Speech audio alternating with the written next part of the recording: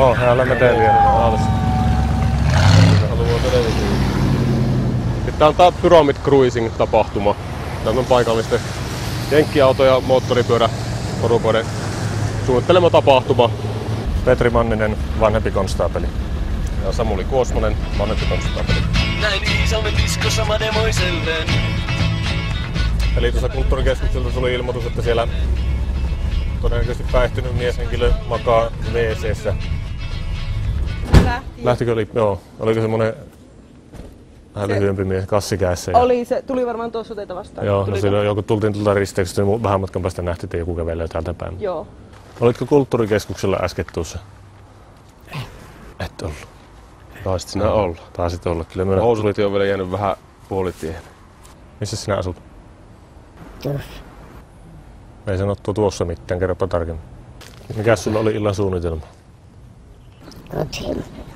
Kotiin meno. Pysytkö sinä siellä, jos mä sinut sinne nakaattaa? Mitäs tuolla? Kaljapurkki, se me otettu. Meillä ei ole anniskelualueita. Älä ota. Ei kun meillä ei ole kato anniskelu. Ei lapset. No se sitten. Ei, Noin. Älä päätä lyö. Jes.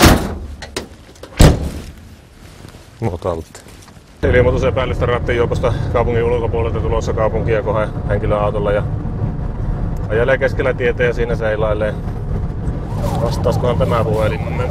Sinä olit soitellut epävarmasti ajelijasta. Seuraa vaan niin pitkään kuin mahdollista, jos pystyt. Elikkä tätä Ulmalan tietä nyt tullaan. Näkö yhtään montako henkilöä siinä autossa olisi? Ota ja nähdä sinun perävalot nyt, joo.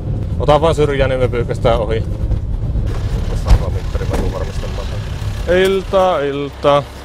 Otetaan tuo puhallusnäyte kuitenkin tuohon, että mitä se sanoo. Joo, nollahan se näyttää. Ei muuta, ihan piti tarkistaa, kun tuommoinen ilmoitus tuli, niin tässä tapauksessa olisiko jo vähän sitten osalla tuo ikä tekee, että ei enää välttämättä suoritu niin kuin asiaan kuuluisi ja sillä lailla, mutta ihan tyypillinen ilmoitus. Ollaan menossa virka-aputehtävälle. Sairaalalta on lähtenyt oma-aloitteisesti liikenteeseen tuommoinen nuori naishenkilö, mikä on aikaisemmin toisen partion toimesta sinne itsetuhoaikeiden vuoksi toimitettu. No, kohta helpottaa me tullaan, niin mennään takaisin tuohon sairaalalle. No niin. Ollaanko me nyt lähellä? Sulla kävi aika pitkäksi sillä vai? Mennään käymään siinä niin... Sori kun teetän tällä töitä.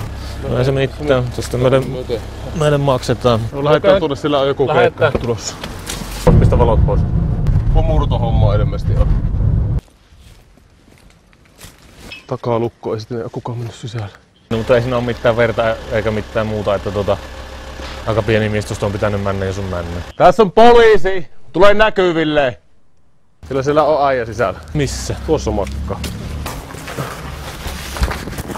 Katsotaan.